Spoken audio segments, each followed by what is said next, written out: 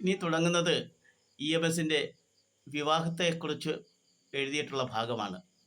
മലബാറിൽ നിന്നൊരു മണവാളനായി വന്നു കുടമാളൂർ ദേശത്തിൽ വേളിക്കായി. വിമല ഹൃദയന്റെ മനതാരിയിൽ ഒരു വേള കുടികൊള്ളുന്ന ശുഭ സന്ദേഹമോടെ.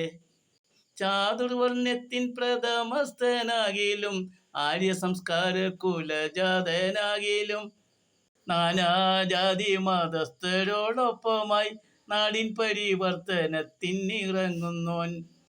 വൈദവ്യം പേറും അബലകളായിടും അന്തർജനങ്ങൾക്ക് മംഗല്യ സൗഭാഗ്യം നേടുവാൻ കർമ്മസമിതിയുണ്ടാക്കിയും ഭ്രഷ്ടനായി തീർന്നു മഹാസഭ തന്നെ.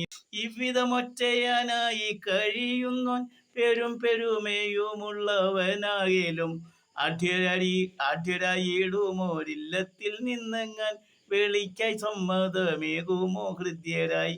ഇല്ലില്ല എന്നുള്ള നർമ്മഭാവത്തോടെ ചൊല്ലിയതല്ലോ തന്നുറ്റവരോടായി.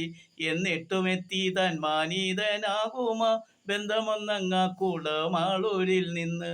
സാമൂഹ്യമാറ്റത്തെ സ്വാഗതം ചെയ്യുന്ന പേർത്തും പരിഷ്കരണവാദിയായിടുമാ വാസുദേവൻ ഭട്ടതിരിപ്പാടിൻ സോദരി ആര്യ എന്ന താമതായോര പെൺകുടി.